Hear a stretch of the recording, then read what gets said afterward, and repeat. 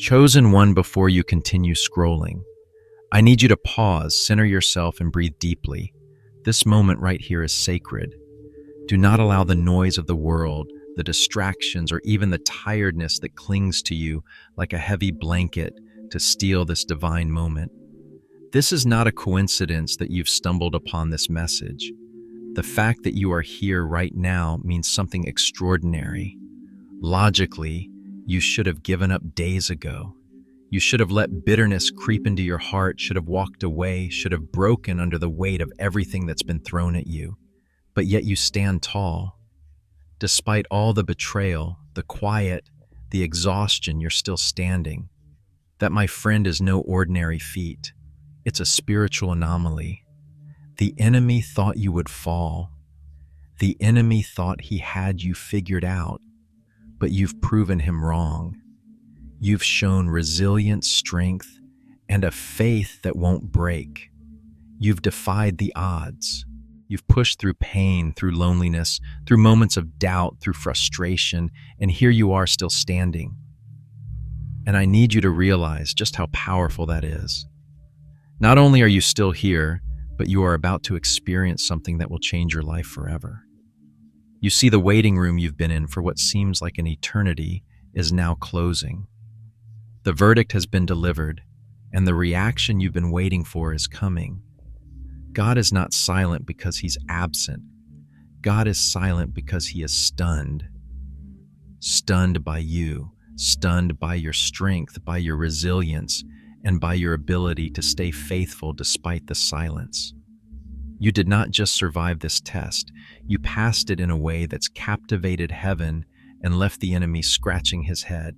It's time to understand why your life has felt like it's been under constant fire, and more importantly, how you can use this season of trial to step into the promotion that's already on its way. This is not just a video you're watching. This is a divine summons. This is an appointment in the spirit realm. You've been called, and God has a plan for you that will unfold in ways you can't yet fully understand. But in order to unlock this next level, you must commit to stay with me throughout this entire message. Don't leave halfway through.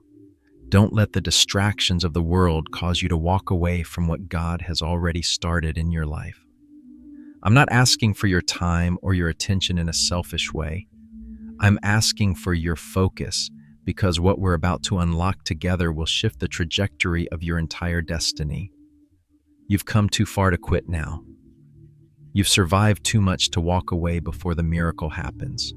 Stay, listen, and let the words you hear today sink into your spirit, because they hold the key to your future. Right now, even as you hear my voice, I want you to check in with yourself.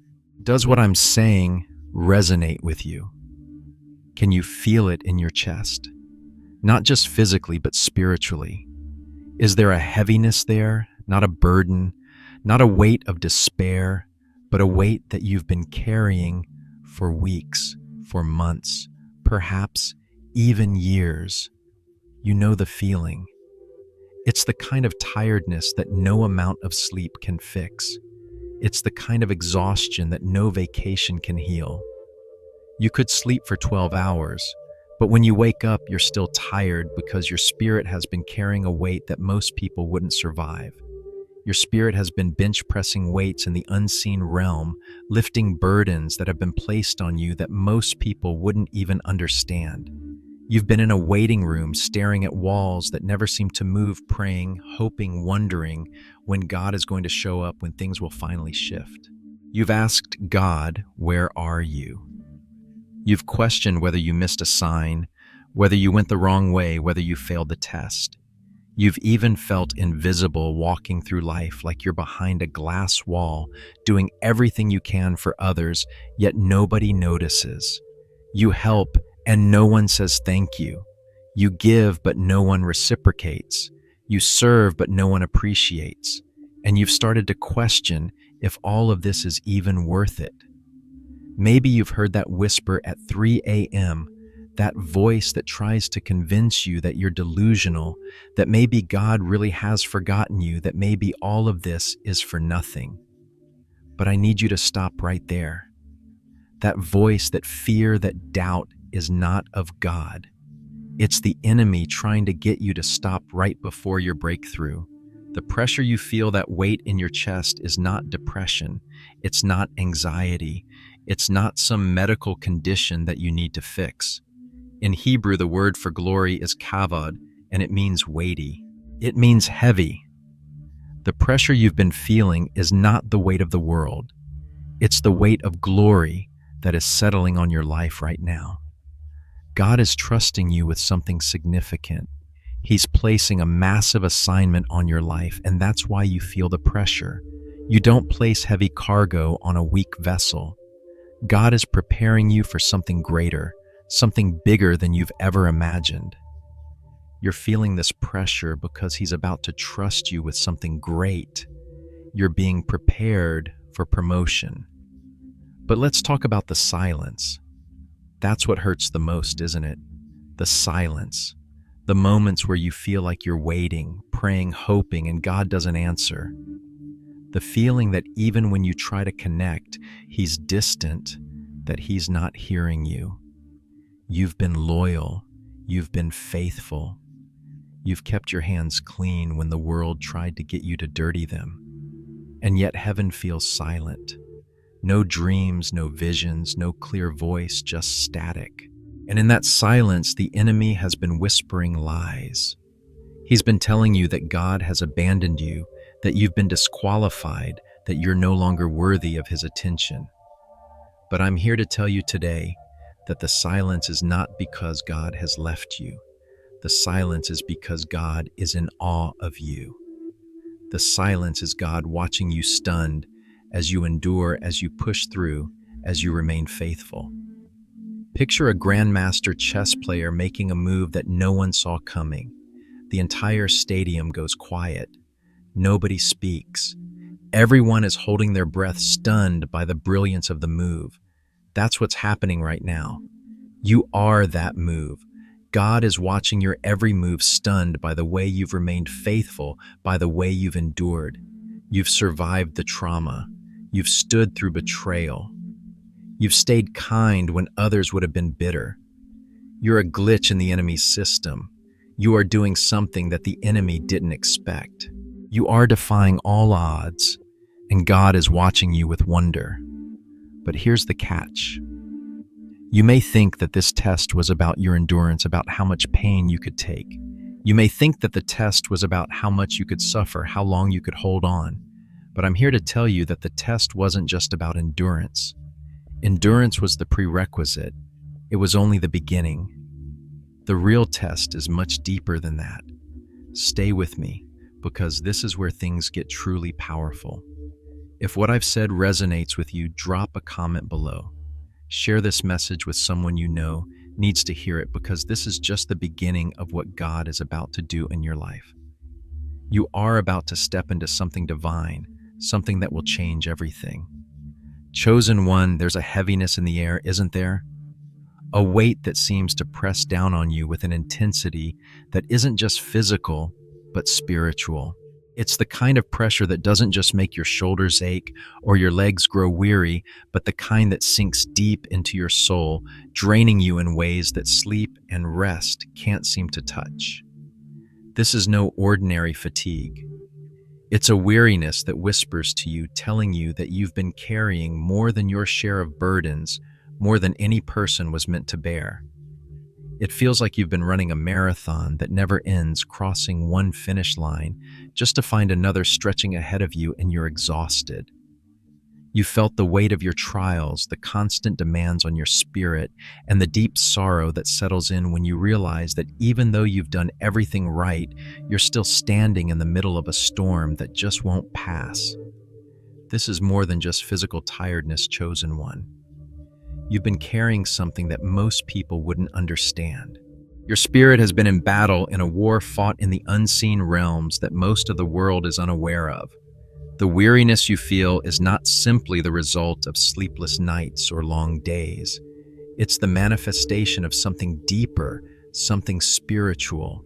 It's the pressure of God's glory, His calling, and His assignment resting on you. and it's heavy.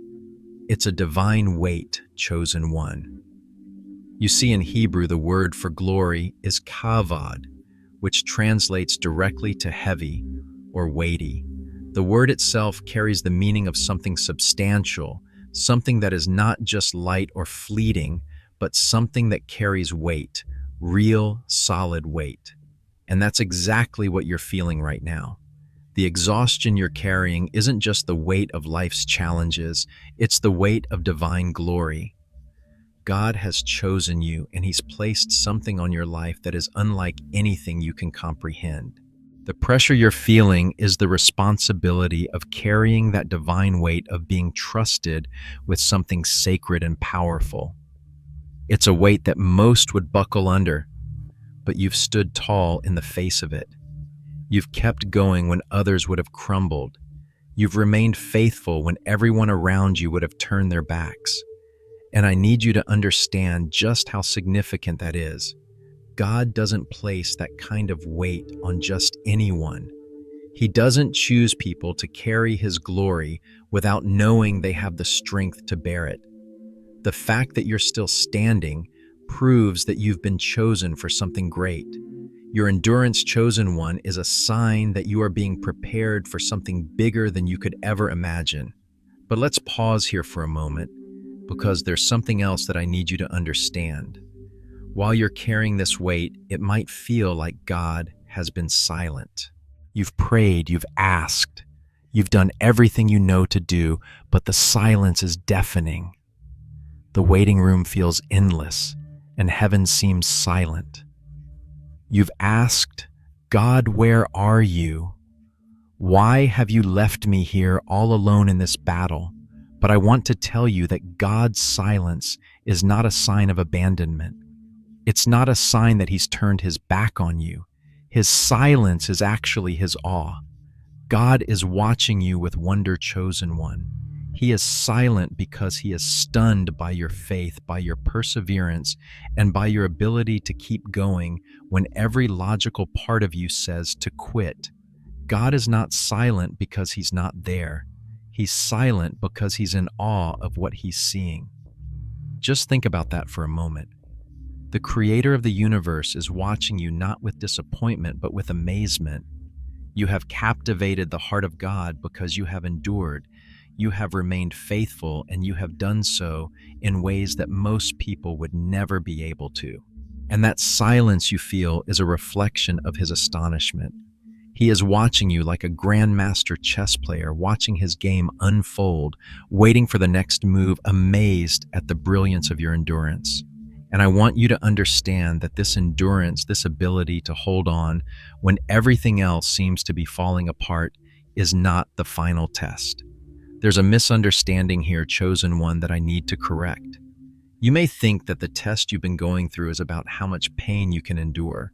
You may have thought that God was testing your ability to suffer, to persevere through hardship and pain. But that's not the real test. Endurance, while important, is only the beginning. Endurance is the baseline. It's the prerequisite. You see, anyone can endure pain when they have no other choice. A prisoner endures because they have no way out. A soldier endures because it's the only option they have. But you, chosen one, are not just enduring for the sake of survival. You are being prepared for something greater. The real test was never about how much suffering you could take. The test was always about something much more rare, something much more profound. The test was about your heart. The test was about mercy. It was about whether you could show mercy in the face of betrayal, in the face of unfairness, in the face of injustice. You see, the world teaches us that endurance is about survival. It's about gritting your teeth and pushing through the pain. But God is teaching you that true strength comes not from how much pain you can endure, but from how much mercy you can show. The test was never about how much you could take. It was about whether you could choose not to take revenge. It was about whether you could choose to show love and kindness even when the world was telling you to fight back, to strike, to get even. The enemy wanted you to be bitter. He wanted you to hold grudges. He wanted you to strike back and hurt those who hurt you. But instead you chose mercy. You chose to forgive. You chose to let go even when everything in you screamed to do otherwise. And that is what has stunned God. That is what has captivated heaven. You see, mercy is not a human trait. It's not something that comes naturally. When we are hurt, our natural instinct is to strike back, to get even, to make the other person feel the pain they caused us. But you chosen one, you showed something supernatural. You showed mercy when you had every right to destroy someone. You showed restraint when the world expected you to lash out. You showed forgiveness when others would have taken revenge. And that is what has changed everything. That is the moment where God looked at you and said, "That's my child. That's my chosen one." You passed the test, but it wasn't a test of endurance. It was a test of mercy. And because you chose mercy, you have opened the door to the next level of your destiny. You're not just enduring pain, you're being refined. You're being purified.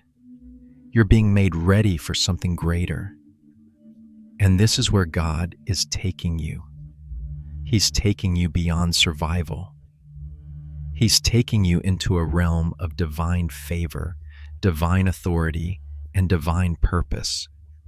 And everything you've been through, every hardship, every trial, every moment of silence has been a part of preparing you for this moment. You are not just a survivor chosen one. You are a warrior of mercy. And God is about to use you in ways you can't yet understand. Your journey is far from over. It's just beginning. But now you are walking into a new season of divine promotion. So, chosen one, as you continue on this journey, hold your head high. Know that the test you've just passed is not the final chapter. It's the beginning of a new chapter. One that's filled with favor, with purpose, and with the weight of God's glory resting on your life. And when you step into that new season, you will look back and see that everything you've endured was worth it. You've passed the test, you've shown mercy, and now you are ready for the promotion that is coming, and it's coming soon. As you stand at this threshold of transformation, I need you to understand something crucial, something that will change your entire perspective on what you've been through. The real test you faced, chosen one, has not been about how much suffering you can endure. It has not been about how long you could withstand pain, or how many blows you could take before you finally broke. That was only the preparation. The true nature of the test was always about something much more profound, something far beyond physical endurance. It was about mercy. Endurance was merely the stepping stone, the baseline. You passed that test long ago. Now the real challenge was about something that would take you beyond survival mode and into your divine calling. It was about whether in the midst of betrayal, in the face of injustice, in the height of pain, you could choose mercy over vengeance. This is where the true test lay, not in how much you could suffer, but in how much you could forgive. How much grace you could extend to others when you had every right to strike back, to lash out, to destroy them with your words, your power, or your influence. Mercy is supernatural, chosen one. It's not a natural human instinct. In fact, it's the hardest thing to do when you feel wronged, when you've been betrayed, when you've been hurt to the core. But the true test you faced was whether you could hold back from destroying the very ones who have hurt you. Think about it for a moment. Recall a time recently when you had every right to lash out. Maybe someone lied about you or betrayed you in a way that shook you to your core. You had all the ammunition you needed to bring them down, to expose their wrongdoing, to make them feel the weight of the hurt they caused you.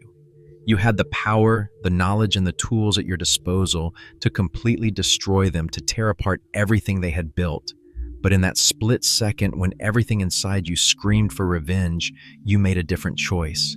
You chose mercy. You chose to be silent when you could have spoken. You chose not to send that message, not to make that phone call, not to expose them in front of others.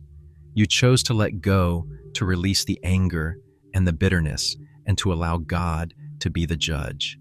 That moment right there, chosen one, was where the true test lay. It wasn't about how much pain you could endure, but about whether you could walk in the divine strength of mercy. It was about how you responded when you had the ability to destroy someone, but instead you chose to let God handle it. That is the test that has made you who you are today. Now let me take you deeper into this truth by sharing with you one of the most powerful examples in Scripture, the story of King David. David is often remembered for his extraordinary courage, his faith, and his incredible leadership. But there's another aspect of David's story that speaks directly to you, chosen one, and it's the part of his life that reveals the principle of mercy in action. You see, David was anointed to be king, but his journey to the throne was filled with immense hardship.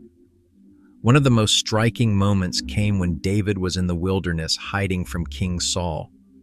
Saul, the man who had once mentored him, was now trying to kill him, driven by jealousy and fear. David had every reason to retaliate. He had every right to defend himself, to strike down Saul and take the throne by force. In fact, Saul delivered himself right into David's hands. On one occasion, Saul entered a cave to relieve himself, completely unaware that David and his men were hiding in the same cave. David's men saw the opportunity and urged him to strike to kill Saul and end the years of running and hiding. They even claimed that this was the moment God had promised. This was the day that Saul's life would be delivered into David's hands. But what did David do? In a move that stunned everyone around him, David crept forward, not to kill Saul, but to cut a piece of Saul's robe. He could have taken Saul's life in that moment, but he chose mercy. He chose to show restraint when he had the power to destroy. This moment, chosen one, is what I call the Davidic paradox. It's the paradox of true power, where you have the authority and the ability to destroy someone, but you choose to show mercy instead. David did not seize the throne through violence. He did not take power through retribution. Instead, he chose to spare the very person who sought to kill him. And in doing so, he displayed a higher form of strength, a strength that was beyond mere endurance. He showed that true power is not about taking someone down when you have the chance. True power is about restraint, about choosing mercy, about having the strength to destroy, but instead choosing to heal. This is the divine paradox that you too are being called to embrace. When you choose mercy over destruction, you show that you understand the true nature of divine strength. You understand that God's power doesn't work through force and violence. His power works through restraint, through forgiveness, through grace. When you forgive, when you show mercy, you display the strength of the Father and you align yourself with His divine will. It's easy to fight back. It's easy to strike when you've been hurt. But the hard road, the path that leads to divine promotion, is the road of mercy. This is where God is calling you, chosen one. He's calling you to embrace the Davidic paradox, to walk in the strength that comes from showing mercy, not just to those who love you, but to those who have wronged you. This isn't weakness. This isn't passivity. Mercy is not for the faint of heart. Mercy requires strength. It requires the strength to hold back when everything inside you screams for revenge. It requires the strength to walk away from an argument when you know you could win it. It requires the strength to forgive when your heart is still broken. And this, my friend, is the power that God is calling you to walk in. But how do you apply this in your everyday life? How do you take the principle of mercy and translate it into action? The first step is to choose restraint. When someone wrongs you, your first instinct might be to fight back, to defend yourself, to expose them. But instead, take a moment, pause. Ask yourself, how can I show mercy in this situation? The Davidic paradox is about choosing to restrain yourself, to not act on the anger or the hurt you feel. It's about letting go of your right to get even and allowing God to be your defender. The second step is to release judgment. When you forgive, you release the need to control the outcome. You release the desire to see your enemy suffer. Instead, you hand the situation over to God and trust that He will handle it in His perfect timing. You step out of the judgment seat and let God sit in it. This is what true mercy looks like, letting go of the desire to control and trusting that God's justice is far better than anything you could ever do on your own. In real life, this kind of mercy transforms everything. Think of a situation where you've been wronged, maybe at work, in a friendship, or even within your family. It's tempting to respond with anger, to lash out, to try to make things right in your own strength. But when you show mercy, when you choose restraint, you create an opportunity for God to move. You create space for healing and restoration to happen in ways that would be impossible if you tried to handle it yourself. One real-life example of this kind of mercy can be seen in the story of a woman named Sarah who discovered her husband's infidelity. She had undeniable proof of his betrayal, yet instead of exposing him, she chose mercy. She confronted him privately, not to destroy him, but to give him a chance to repent and change. And because of her mercy, her husband experienced a deep transformation. His heart was softened and he turned back to God. Had she sought revenge or publicly shamed him, the situation would have only escalated. But by showing mercy, she allowed God to step in and do the work that only He could do. That's the power of mercy. It's the power to transform not just your heart, but the hearts of others. And it's this kind of mercy that will lead to your spiritual elevation. Chosen one, as you embrace the Davidic paradox, you will experience transformation in ways that you can't yet imagine. Your mercy will elevate you not only in your spiritual life, but in your personal and professional life as well. You will move from surviving to thriving, and as you do, God will release greater authority and influence into your life. This is the path to divine promotion. This is the way forward. And it all starts with choosing mercy over destruction. As you reflect on everything that has been shared with you, I want you to understand something profound. You are not performing for the people around you. You are not living your life to impress your enemies, your critics, or even your loved ones. You are performing for an audience far greater than anyone in this world could ever be. Heaven is watching you right now, and the divine beings, David, Joseph, Jesus, are all looking upon you with awe, with admiration, and with joy. These figures whose stories we read in Scripture face their own trials, and they now watch you as you rise above yours. David, the man after God's own heart, sees your strength and your mercy and whispers in the heavens, "I know what that's like, keep going." Joseph, who was betrayed by his own brothers, abandoned in a pit, and yet rose to power in a foreign land, sees your pain and your perseverance and says, "You are not alone. I walk that road." And above all, Jesus, who endured betrayal, suffering, and the cross, now sits at the right hand of the Father, watching you with pride as you walk the path of mercy, just as He did. You are not just walking in the shadow of these great figures, you are joining them in the divine lineage of those who overcame, those who chose mercy over destruction, and those who align themselves with God's ultimate will.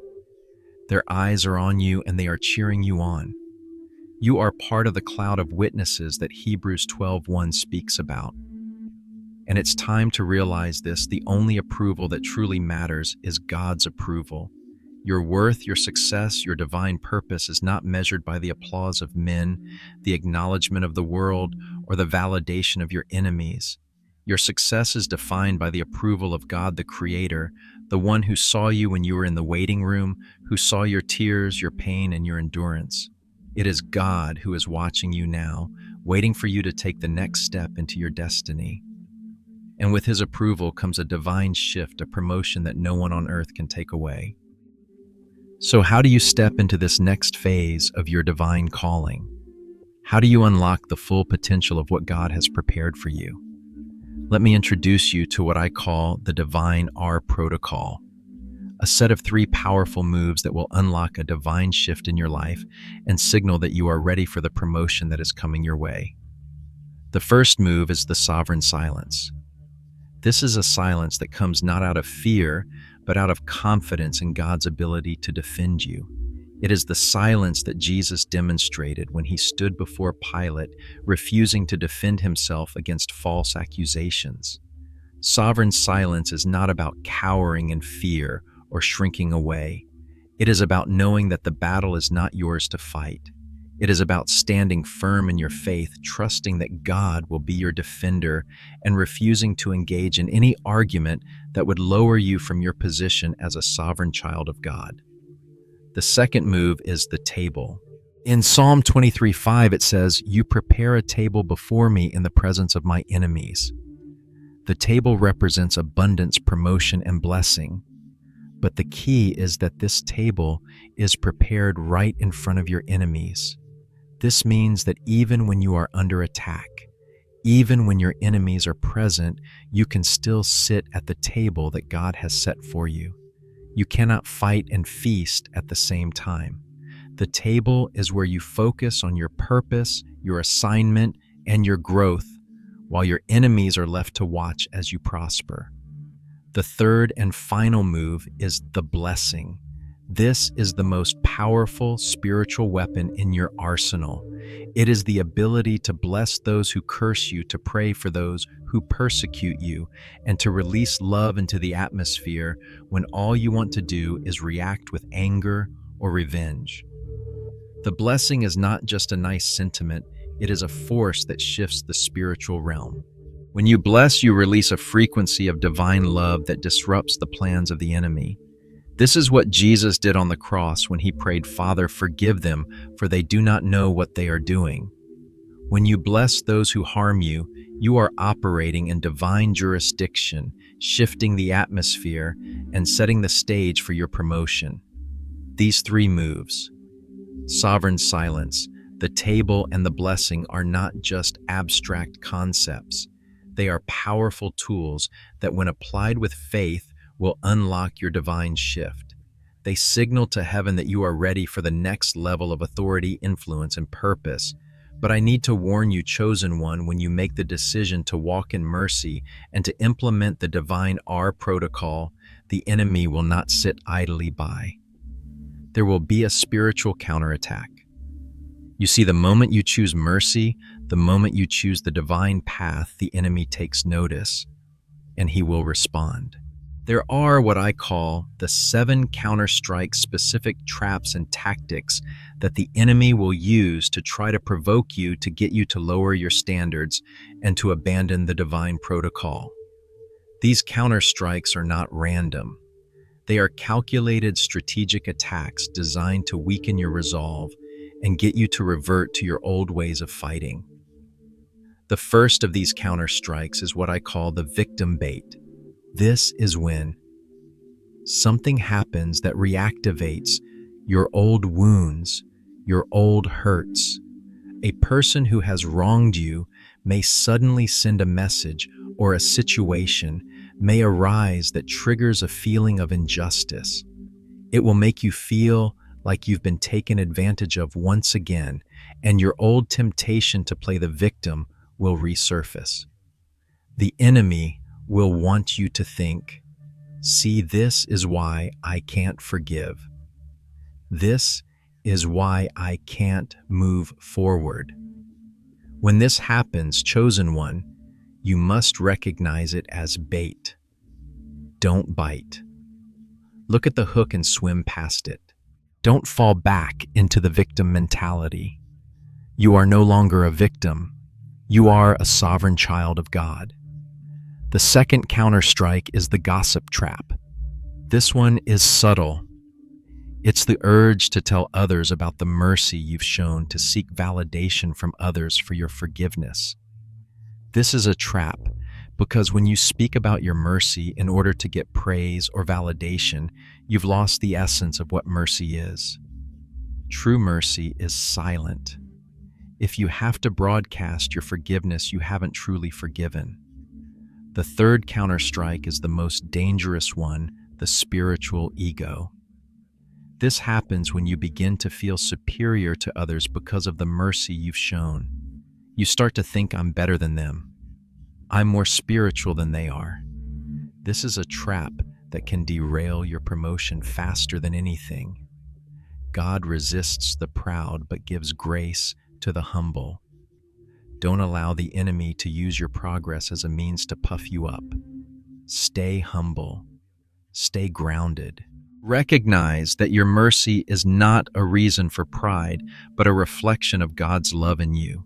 You must remain vigilant against these counterattacks. But know this as you stand firm in the divine R protocol. You are not just walking through a season of spiritual growth. You are walking into a divine promotion.